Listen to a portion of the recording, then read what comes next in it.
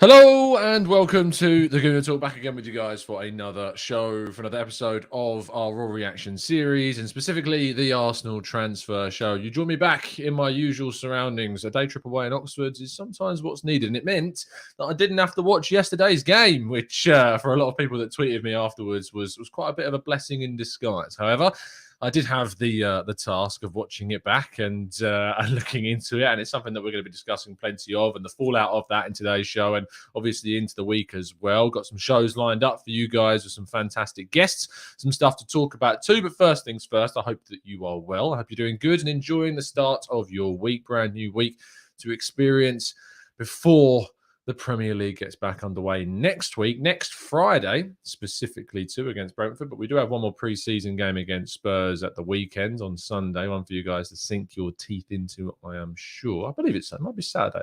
Saturday, is it the weekend? That's all we need to know. But if you could drop a like on the video, I really would appreciate it, and subscribe to the channel if you're new around here. If you would like to help support the channel even more, you can vote for us in the Football Content Awards. We're telling you to do this every single day. Please be voting as much as you feasibly can. You just need to tweet, I am voting for at the Gooner Talk TV, in at the _FCAs for hashtag best club creator. If you don't have Twitter, you can go to the description of today's video and it will give you some instructions of how you can vote outside of this. Thank you ever so much. First things first, though, before we go into the news, I've got a bit of an announcement for you guys, and you may have been seeing some of the videos that I said we're going to be doing throughout the season. We're going to be doing this tactical breakdown show called The Report, in which we follow kind of Arsenal's loan players. We're doing one on Saliba every single month. We're giving you an update on how Saliba's getting on at Marseille, how John Jules is getting on at Blackpool, and on how Daniel Ballard is getting on at Millwall as well. And an amazing kind of announcement for us today is that we're also going to be covering not just those guys on loan, but we're going to have a dedicated show for you every single month talking about Arsenal's youth team and how they're getting on. Players like Miguel Aziz, if he hasn't, of course, been promoted. If Bellerin Balogun isn't getting in the team, of course, how's he'd be getting on within some of the under-23 matches. Charlie Patino, of course, who is a very, very highly rated young player throughout the side. Mika Bieref, who we just signed from Fulham. But I'm going to be joined by Next Generation Arsenal, who I'm sure plenty of you guys follow on Twitter, at Scouting Indoors. Kev, you probably will know him without even knowing that you're following him, because he's one of the best follows on social media for youth football and specifically for Arsenal. So every month I'm going to be having a chat with him. But tonight I'm actually going to be doing a live show chat with Kev, talking about lots of Arsenal youth stuff, talking about Miguel Aziz, talking about how he feels about Bellerin Balogun getting into the Arsenal first team. Is the hype surrounding Charlie Patino genuine, and what we can expect from him, and what he thinks about the signing of Mika Bieref, plus a lot more. So make sure you tune in tonight, 8 p.m. UK time. We're going to be talking about lots of stuff to do with these guys and more. So please make sure you do indeed tune in for that tonight, live at 8 p.m. Let's crack on with today's news, though, and we start off with, of course, talking about the fallout from the friendly yesterday against Chelsea, in which Arsenal lost 2-1. There were some good performances, there were some not so good performances, but this man, Ben White, made his debut and made an impact almost immediately. Goal line save from Hakim Ziyech. I mean, he should have scored. Let's be real. Ziyech should have put it away long before he gave the opportunity for Ben White to come in. But the fact that he never gave up on that opportunity, got back, got the block in, great bit of play, showed exactly what we've needed. Someone with the composure and the different next level kind of thinking in those high pressure scenarios. He was good, and I'm excited to see what Ben White can provide us for the rest of the season and, of course, into the future as well. One player, though, that had a contrasting performance was Hector Bellerin, who came on and decided to pass the ball straight to Tammy Abraham after we got ourselves back into the game. Didn't do that great in terms of boosting his value or convincing potential suitors to come in with a sizable bid. It was disappointing. We'll come on to him a little bit more in a second. Another player had a good performance, though, when he came on was Joe Willock. Hit the bar, and let's be real, he scored. He didn't score because it didn't count, but he scored because it was a goal. And for some reason, the Emirates can't afford to install goal line technology in a friendly. I don't know why. I have no logistical sense of why there was no goal line technology in a friendly. It just wasn't there, and it should have been 2-2. But Willock, great strike, great goal, just wasn't, unfortunately, counted. And on those two, Mikel Arteta did speak after the game, in which he provided updates when asked. And he said, specifically on those two and others that were obviously linked with moves away, like Torreira, Kolasinac, Xhaka. But specifically, he spoke about these guys separately to Xhaka, who we'll talk about in a second. He said, I don't know regarding their future. He says, I'm going to coach them and train them and respect and look after everybody because they are our players. Hopefully they can have their minds here and prepare here because they are Arsenal players and our job is to make them as good as we can. And I wouldn't expect any kind of other answer, to be honest, from Mikel Arteta. This was on Bellerin and Willock and obviously the other players like Torreira, etc., Kolasinac that were linked with moves away from the club, and Ketia Reece-Nelson also. I'd be shocked if Bellerin's still here by the end of the window. I wouldn't be shocked to see Willock still here, and we'll come on to that in a second. In fact, we'll go on into it right now because Ian McGarry from the Transfer Window podcast says that his information is that Newcastle have made an improved offer in terms of a loan fee to take Joe Willock again for a season. Arsenal have declined that offer, and in doing so informed the player and his agent that he is in Mikel Arteta's plans, having proven himself in the division with Newcastle United. So if you are hoping to see Joe Willock stay, Vinny, I know you're one of them, one of our members, you will be very happy to hear those words coming out. We have to, of course, see if this does turn out to be legit. But Ian McGarry, host of the Transfer Window podcast alongside Castles, is he's had some information that's been fairly spot on about certain things. So we'll see if it does turn out indeed to be true. Maybe this puts an end to Arsenal's search for other positions on the pitch. Maybe it's to do with certain injuries, which we also need to talk about. But before we do, Granit Xhaka played, scored, of which confused a hell of a lot of people when I tweeted. I was away, so I was getting kind of these notifications filter through about goals. So when I got the notification about Granit Xhaka scoring, by that time, Tammy Abraham had actually scored in real life. And Granit Xhaka was attempted to be passed to by Hector Bellerin in that moment. So when I tweeted saying, of course, #Xhaka, in response to me getting a notification about his goal, a lot of people seem to think I was talking about him being at fault for the Abraham goal, which I certainly wasn't. It's just when you're away and you're getting these notifications about goals going in, they don't actually happen in real time, which is a bit annoying. And of course, the tweet was slightly late. So apologies for those that were confused about my tweet. It was indeed about him scoring and not about a mistake by very clearly not him, but Hector Bellerin. But Mikel Arteta said that Granit is going to stay with us. He's a player that we rate and value so much. He's a key member of our squad. He's trained 2 days. He wanted to play today, and I think it's very clear commitment from his side that he wants to be here. So for those of you that were pining in the hope that he would indeed move on from the club this summer, I apologise, but for me, it's looking like it's not going to happen. Speaking of the midfield poor performances, Mohamed El Neni again had a very difficult game. We do desperately need to bring someone in. Sambi Lokonga, by the way, what a player we seem to have got on our hands with that kid. And Tavares, who I was very critical of against Watford, had a great game when he came on and did really well down that left flank. So really impressed by those two. It's about being critical when they, are not necessarily the best. And it's about praising them when they do well. That's what it's about. It's putting agendas aside and being as analytical as feasibly possible. And I thought El Neni worked great. Xhaka came on, did a good job. Bellerin terrible. Ben White good. Tavares good. Sambi Lokonga great. Partey before his injury, speaking of which, was great as well. But by the way, Granit Xhaka did indeed put on his Instagram page last night that it felt good, really good to be home. So there's a small commitment online. For those of you that are saying, he's been saying all this stuff in the media. Well, there's something in the media to hopefully turn things around for you slightly.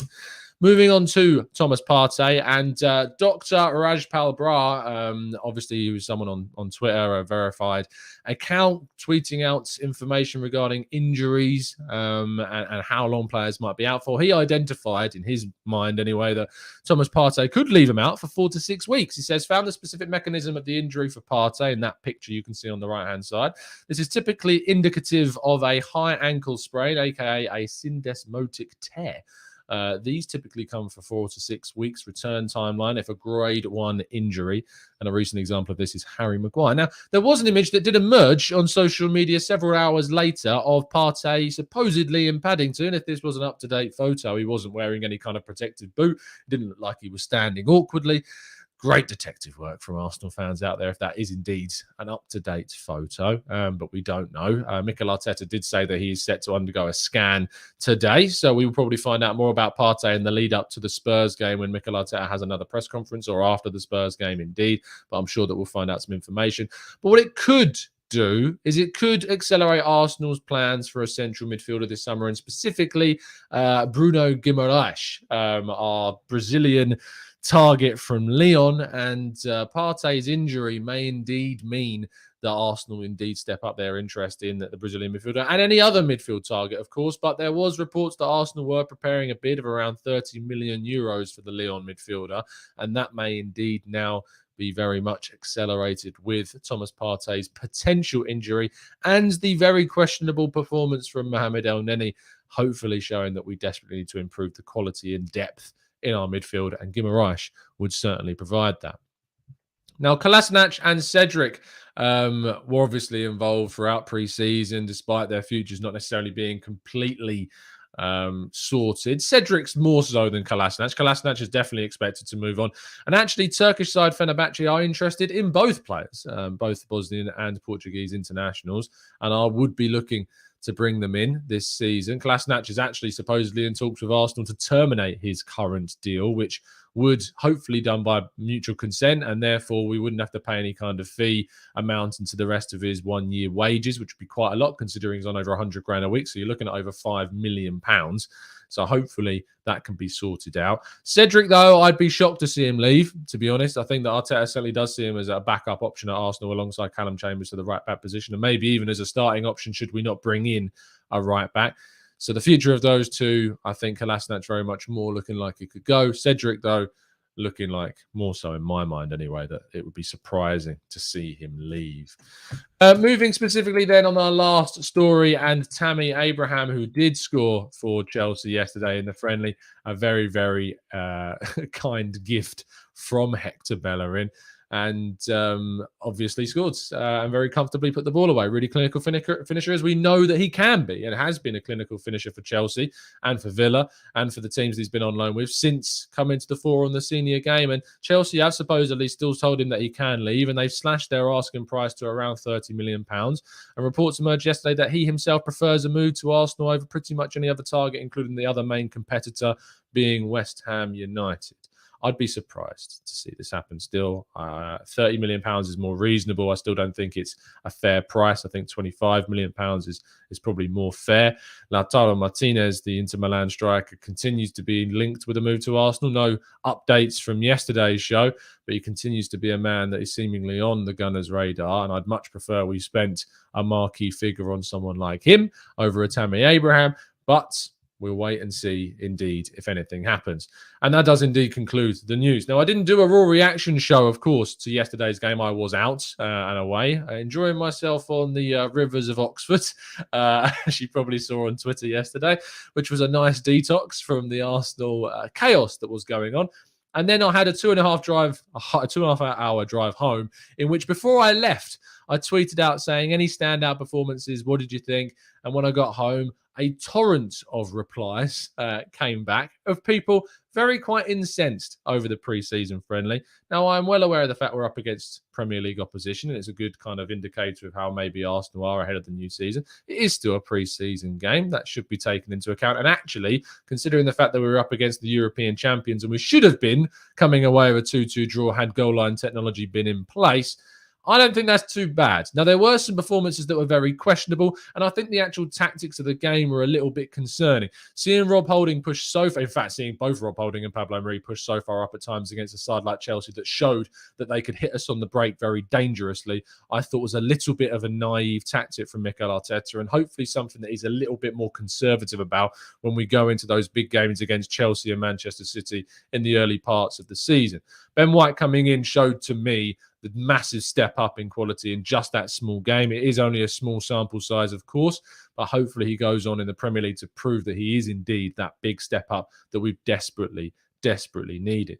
And for me anyway, I'm not going to lose my mind about a preseason friendly. I'll lose my mind when we go into the first 3 games if we lose them all. That's when I'll start losing my mind. But to really expend so much negative energy around a preseason friendly is just not what I'm about, and I'm not about that whatsoever. It's frustrating, and what it did show me is that clearly we've got a lot of work still to do in the transfer window, and hopefully that we can still do that. We need to move on a fair few players. We need to bring in a fair few quality players as well. And hopefully we can do that. But it is frustrating that Arsenal have not been able to do that yet. And I think that's probably anyway what has been kind of the main issues for me. But I do feel like if we came out of that game with the 2-2 draw, which should have been, what it was. It was a 2-2 draw. Willock scored. Then maybe the fallout from that may not have been as kind of vitriolic as it was on the socials last night. Let's go into the chat box, Lo, and see what you guys are saying and feeling and thinking about the transfer window and, of course, Arsenal's game yesterday against Chelsea too. Bola says, thoughts on White's performance? He looks and is class, but he might need some time to adapt. He's still young and mainly played in a back three at Brighton, did he not? Nice to see a calm centre-back. He did mainly play in a back three at Brighton. He has played in a back four. He played in a back four for England under Gareth Southgate in those 2 friendlies leading up to the European Championships. I'm excited about him, Bola. I really am, genuinely. I'm excited to see what he can do, what he can bring to the team, what the level of kind of improvement in that area of defence is going to be, and who his partner is going to be. Gabriel is, of course, injured at the start of the season. We imagine it's probably going to be Pablo Mari to kick things off, but it could still be Rob Holding, could be Callum Chambers. He's very versatile, Ben White. I'm sure that he could play on the left-hand side of the defence as well. So we will wait and see who his partner certainly turns out to be. Zaran says, why are Lyon not interested in Xhaka again? A swap player with Guimaraes and Depay going to Barca. Now, Lyon's striking department, I know they've got, is it Toko Akambi? Obviously, as you say, Memphis Depay did move off to Barcelona. They've got, I'm looking at their transfers this season, they've brought in a centre forwards. Obviously, Moussa Dembele's come back from Atletico Madrid. They've brought in Lenny Pinto from Troyes. Interested to see how he gets on at the club this summer. But in terms of their actual squad and the strikers that they've got available to them, Lyon, they've got a couple of 18-year-olds in Eli Wisser and Sekou Lega. Lenny Pinto, we just talked about. They've got Islam Slimani still there. Tino Kadewere, I know plenty of you will be well aware of him, and Tawako Akambi and Moussa Dembele as well. So they are quite well stocked in the striking department. I'm not that in-depth knowledge on how good Lyon's striking force is, and Jeremy Smith will be able to correct me, and Chris Carpenter as well on that. But I'm not sure that they'd be too interested in spending the money because they need to make money, these French teams. You aren't going to be seeing too many French clubs besides the obvious spending a lot of money this summer, I imagine, because of the situation there. So I'm not sure that they'd be going in for Lacazette, to be honest. Patrick Ross says, Partey very injury prone. We need a quality backup. And now this again is really frustrating. Partey is not injury prone. The words injury prone get thrown around so he never got injured. Never got injured before he came to Arsenal, ever. Wasn't injury prone. Was the complete opposite of injury prone. And just because he got injured yesterday because of a stupid foul does not make him injury prone. It was an awful challenge that put his ankle underneath the body of the player. That doesn't make him injury prone. That tackle injures anyone. So can we please stop using this word so frivolously? Because it's so used in an people called Tariq Lamptey injury prone. He's a 20-year-old kid that got one big injury and all of a sudden he's injury prone. It's honestly, I find it ridiculous. So please use the words injury prone for players that genuinely, Renato Sanchez, there's an injury prone player, someone that has continuous multiple muscle injuries over and over again, that misses 12 on average games per season for like the last 3 to 4 years. That for me is the thing. Let's not throw around these silly terms. It's really, really interesting how we use these terms so strangely.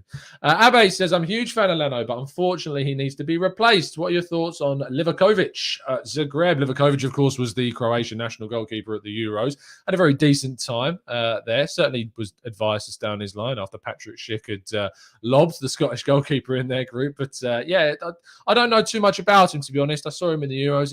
It's a decent game, made some good saves, conceded a fair few goals still as well. But I genuinely don't know enough to put an opinion down on him to say he'd be worth it, because I just don't know enough about him. Abe, apologies. Rahul says, Tom, do you think we need another keeper after seeing Leno's disastrous performance? I think we need a goalkeeper. I think we've needed a goalkeeper for a long time. Who that goalkeeper is, I would have loved to have been Andre Onana. I thought that was a perfect choice. Someone who's better than Leno, someone that's better at distribution than Leno, someone that's better than in so many other aspects than Leno, and he's cheap and he's available. Yes, we want to have him until November, but that's, we've got Leno there until that time if we need him. I just think that would have been a much, much better choice than bringing and sticking with Leno, or bringing in someone like a Ramsdale for 26 million quid, which, by the way, has gone very quiet. And we've not heard anything about moves for a backup goalkeeper. Runnison was in the squad yesterday, along with Arthur Okonkwo, because his move to Altay Sport broke down, and they're now looking at other alternatives for Runnison. So we'll wait and see. But it just seems crazy to me that we haven't yet kind of really push for that position, because it's so important this window, so important. Miwan says, Tom, who'd you much prefer, Partey, Lokonga, or Xhaka, or a Partey double pivot? I wouldn't go for a Partey, Lokonga. I think that's far too negative. I'd like a Willock, Lokonga, Partey type combination. Lokonga playing in the 6th role, Partey and Willock playing together. I think that's something that could certainly work, and I think we'll give Willock the freedom to attack and get forward and get into the box. I like the idea of a Guimaraes playing behind Partey and someone else as well. Maybe Lokonga could play in a slightly advanced role as an 8 rather than a 6, but he can play both roles. There's lots of options if we bring someone in, and that's the big thing about this summer, is we need to bring desperately someone into the team this summer. Jamie Middleton says, we won't do anything this year without a better goalkeeper and right back. Do you think we will get new players in these key positions? Jamie, the ultimate answer to your question is that we have absolutely no idea if we will or not. Do I hope? Yes. Do I expect? I kind of do expect us to improve at goalkeeper. Right back, I'm not so sure. It all depends upon whether Bellerin leaves. But goalkeeper, we have an absence there. We know that Brett Ryan left at the end of last season. So we have an absence. So you would expect us to go and bring someone in, and we look like we're bidding for goalkeepers as well. So you think we will. Right back, I'm not so sure, Jamie, I'm afraid.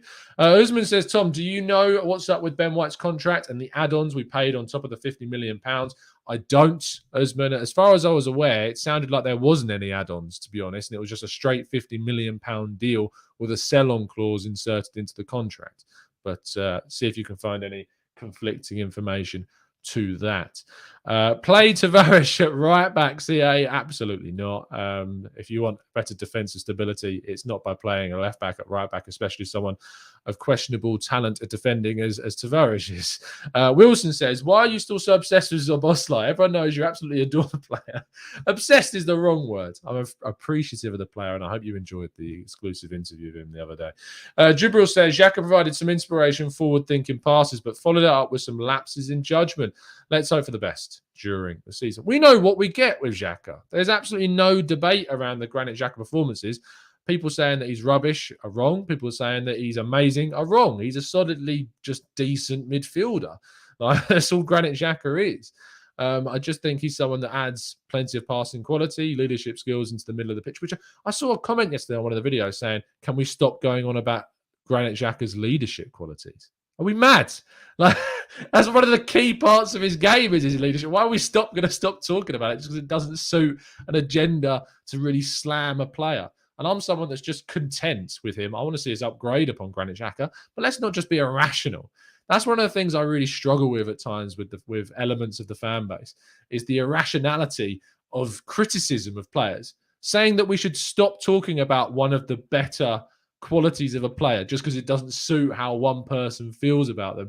It's crazy. It's crazy to do that. Like, Xhaka has absolute moments of lapses in judgment, and really genuinely, if we have the opportunity to, should be upgraded upon without question. But there's no way that someone can turn to me and say that he's a bad player, because he's just not true. I just think he's slightly above average, and I think that someone that's slightly above average starting for Arsenal is just not good enough, and we do need to improve upon that. He's just decent, but he has too many, faults in his game to be a consistent starter for Arsenal, in my view. But, if we'd have I'll tell you what, he's not a 15 million euro player. That's for sure. In my view, he's more than 20 million quid, to be honest. He's 28 years old. He's got a couple of years left on his deal. He's more than 20 million. We never should have accepted anything close to 15 million euros. It was frankly a joke bid from Roma. And I'm glad that the club are going down the route that they are. But I also am desperate to see us upgrade upon that position, because it is a position that we need to upgrade upon. Absolutely. Anthony says, Tom, Xhaka would be the second best centre mid at Brighton, Palace and Southampton, and third at Everton. And that is a problem. It also goes to show you that the quality of those teams that they've got in that midfield. So, I mean, you think about Brighton, Basuma. I'd take Basuma over Xhaka any day of the week. James Ward-Prowse is a very good centre midfielder that I would take from Southampton. And Everton, I mean, Alan is very good, but I wouldn't take him right now because of the age profile situation. But Abdoulaye Doucouré is a similar kind of age profile situation. I think it's close between Doucouré and Xhaka, to be honest. I think Doucouré he struggled a bit last season. He had a really good start to the campaign, but really did trail off towards the second half of the season. So it's kind of touch and go. But certainly Alan, James Ward-Prowse, Bissouma, they're better players. But smaller teams have good players in their teams. Like, they're always going to have one or two that are going to be better. I mean, you look at Villa with Grealish and now Buendia, of course. You look at teams further down the table that have done really well with some of the players in their sides. Mateus Pereira got relegated with West Brom. Really, really good player. Wijnaldum was very close down to the bottom of the league with Newcastle before he signed for Liverpool. So the example, kind of the theory of using teams that are lower down having a better player in a position than us, I see the theory, but it's not kind of a solid 100% working kind of theory, because those teams will have some quality players that we desperately want. And Brighton had a really good centre back, and we went and bought him. So you think about it like that. Let's have a look. Constantine says, don't forget, guys, Xhaka had only one training session before yesterday's game. I mean, I'm not going to throw excuses out like one training session. We know what we get, as we've talked about from Granit Xhaka. We know what we're going to get for the guy. We know what you're going to get from him. So I don't think it's about making excuses like he only had a couple of training sessions, because it's not enough. We know that in a full season he makes mistakes, so it's not about that. I just think that it's important that you're just a bit more level-headed. Patrick says, again, if Xhaka is all that wise, no club willing to pay. And I've talked about this before, Patrick. The reason why you're not seeing anyone going for the genuine price for Granit Xhaka is because no Premier League team right now is coming in for Granit Xhaka, because the teams that he would want to go to and that would, that are good enough for him are in the top half of the table, and they're pretty much set, those teams, for their midfields. So you're not going to see them. There's no need for those teams to come in for Granit Xhaka. As we've talked about, he's about as good, if not slightly better or slightly worse, than some of the players that we've just talked about. So no one's going to be coming in for him. The teams that were going to be coming in for Granit Xhaka this summer would be on the continent, that would be paying that kind of figure, and for leagues that would really suit his style, like Serie A, for instance. The problem is the continent's been so affected by the pandemic, you're never going to see them come in for the figures that he genuinely is worth right now. So that's why. So it's not an indicative kind of theory with Granit Xhaka. It's also what goes down to kind of the whole Ruben Neves thing. 1 minute I'm told he's not good enough, but then Manchester United want him.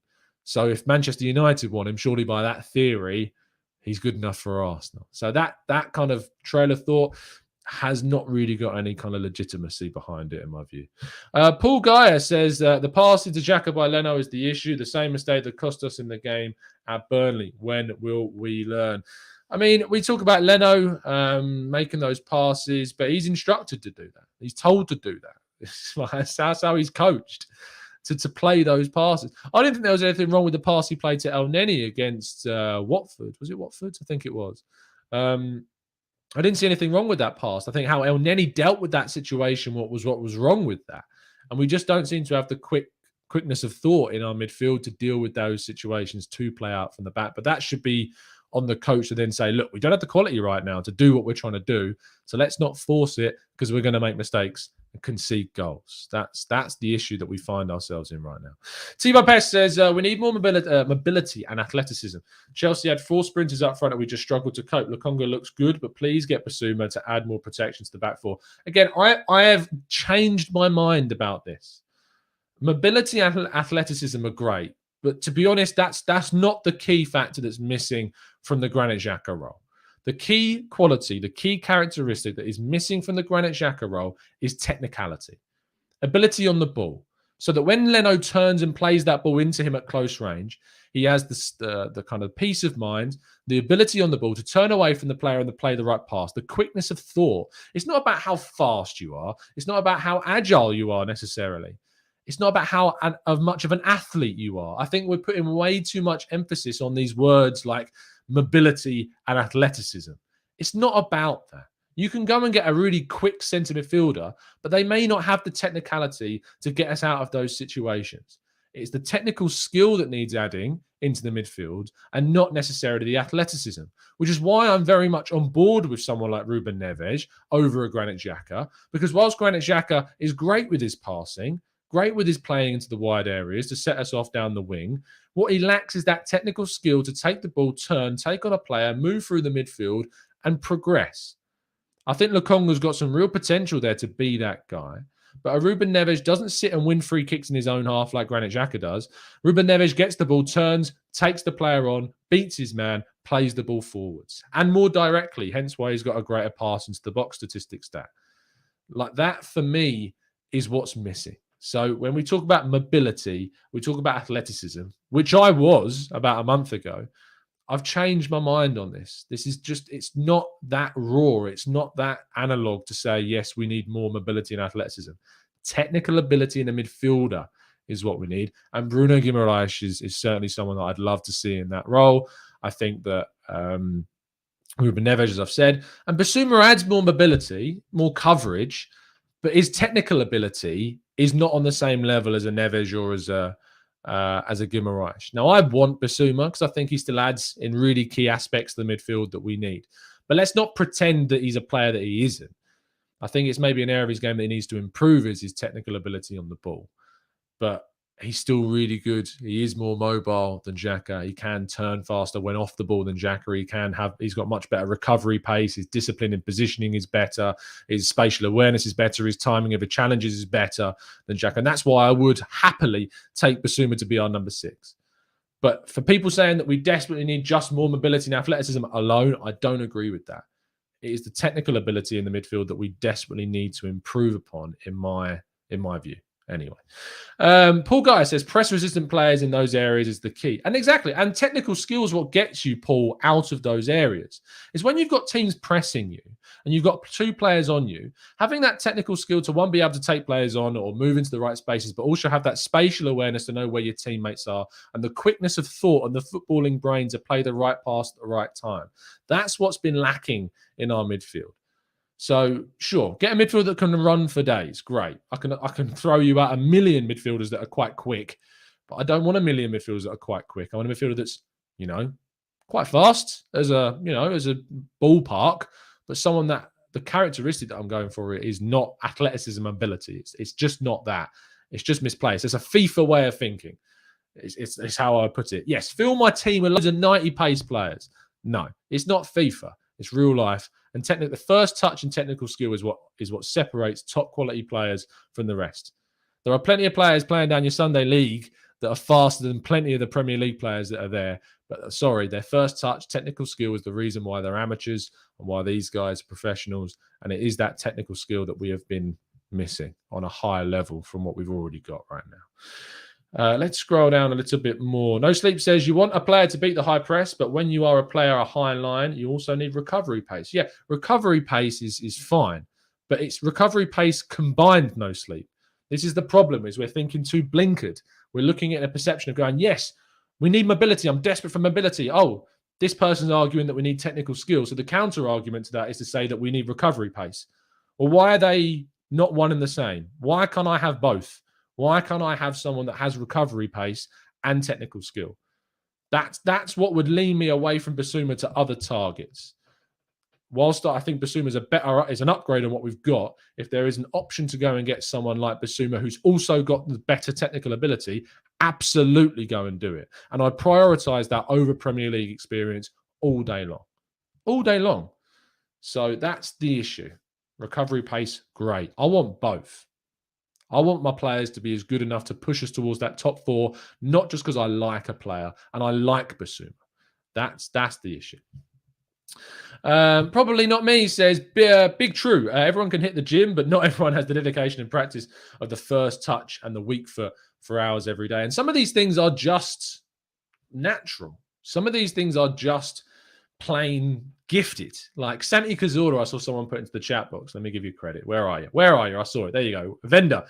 Santi Cazorla was a perfect example of this. Santi Cazorla could play a deeper role in the midfield towards the latter stages of his career when he moved away from the number 10 position after we signed Mesut Ozil, because he had the technical skill to beat a player. You watch that movement in the game against Manchester City, I think in 2015, where he just takes a touch and beats like 5 players. He's not fast, Cazorla. He was never fast. He just had that quick feet and technical skill to beat his man in the middle and open up space for us. And that's the myth of football, is that you desperately need rapid players. Cazorla wasn't fast. Cazorla was one of the slower midfielders in our team. But because of the way he could move the ball so quickly with his feet, he appeared faster than what he was. And so that's the situation. That's the change that we need. Peebo says, hi, Tom. Are you worried about us heading into the new season and do we need a striker? Yeah, I am worried about us now. I am worried. So there is a worry in my mind growing about the lack of outs, the lack of ins in certain departments, and how well some of the other teams are looking. Yes, Man United have lost their preseason game. Yes, Bayern Munich looks silly. If we were basing our preseason off like how we might perform, Bayern are getting relegated.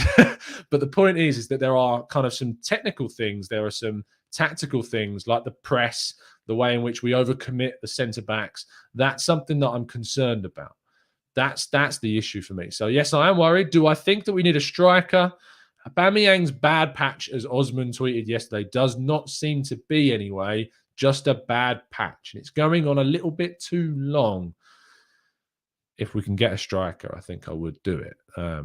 I'm growing gradually, much more in favour of the striking option, and it is down to what we're seeing from our strikers at the moment. Although, Clive, I don't think I'm underestimating Bissouma's technical ability. I think I'm comparing it to certain players who I think have got better technical ability. I think this is something that people misconstrue sometimes. If you say that you want more of something, people construe that as me saying I don't think they have technical ability. That's not what I'm saying about Bissouma. I think that his technical ability is greater than that of someone like Granit Xhaka, but I want someone with better technical ability than Bissouma to play that role with his qualities. Now, if we end up getting Bissouma, it's still an upgrade. But what I get frustrated about sometimes is when people misconstrue you saying you want more of something from someone is saying that they don't have any of it, which is not what I am saying at any stage. So just wanted to make that clear, Clive. Zach Stacey says, hey, Tom, Arsenal are in need of a goalkeeper, right back, centre mid and attacking midfielder. And based on current problems, a striker too. Who would be your first choice in each position? Wow, that's a big question, Zach. Goalkeeper, probably Onana, despite him not being homegrown. Cheap, better technical skill on the ball, ironically. Better playing out from the back, still a good shot stopper and good goalkeeper. Central midfield, I would pick Bruno Guimaraes from the centre midfielders that we are linked with. Attacking midfield, if I had based upon no limitations, James Maddison next, Martin Odegaard. But based on no financial limitations, based upon what's realistic, would choose Martin Odegaard. And striker, Lautaro Martinez. Absolutely. Nilfahan says, hi, Tom. Are we still trying to get an English spine? And what's the benefit apart from communication and the homegrown rule? It's easy to say apart from those two factors. They are two big important factors: communication, chemistry, kind of that in sync nature of being on the pitch. Homegrown rule that could get diminished at any time by the Premier League. That's important. And it's also, it's just good. It's just good for the dressing room. It's good for that kind of element of it, but it is more expensive. It's good to have that spine, but I can't really give you too many more benefits to it other than those two. But they need to be quality players. It's not like you're sacrificing quality just to get a homegrown player, unless you spend £26 million on Rams now. That's kind of the issue with that one, is that I don't think he's worth 26 million quid. So that's kind of the problem with that one. Let's scroll down a little bit more. Tim Jallo says, Xhaka quality, long passing, weakness, football IQ, pace of mind, technical ability, mobility, pace, first touch, short passing, defensive ability, big error prone, not good enough for Arsenal. I think that you've missed out quite a few of the qualities on that list, and maybe exaggerates on the negatives, but I take your point. Wilson says, I still believe that Arsenal need one or two goalkeepers, a right back, two central midfielders, an attacking midfielder, and the possibility of a striker. We have got so much work to do. We do. You're not wrong, mate. King Shivora says, is Calvert-Lewin better than Martinez? I think he would be the perfect for the type of the crosses that Tierney puts into the box. Tierney puts in, on average, a few crosses a game, and not all of them reach their target. I'm not sure it's worth prioritizing a striker for a very niche scenario like Calvert-Lewin. Also, ironically, Tammy Abraham's conversion statistics are better than that of Dominic Calvert-Lewin, despite him having more chances, it seems, in a Chelsea side compared to Dominic Calvert-Lewin in a Everton team. Maybe if Calvert-Lewin was in Chelsea, it might be different. Who knows? But I like Lautaro Martinez because I like how versatile he is. I like the breadth of qualities that he possesses. I like his pace. I like his movement. I like his ability to set his teammates up, his unselfish nature in the side. And I think that Arteta would like that about his game. I love the fact he wins so many offensive duels in the sense that he wins as a 5'9" player. He's really good at using his low center of gravity to off-balance opposition players, turn them, spin, link players up. And he's great in the box, and he's good in the air. Like he's got a good head of the ball. Like it's something that's underrated about for quite a small player. When he wins his headers, they're quite good. So absolutely, Lautaro Martinez, I think, is one of those big transformative figures that if Arsenal were to sign would be a really good option for us. Anyway, I've been going on for quite a while, and I am starting shift very soon, guys. So I'm going to wrap things up there. Thank you ever so much, guys, for coming in. Much appreciate you turning up as always. Please drop a like on the video. Would much appreciate. It's been a really good discussion with lots of differing views and opinions.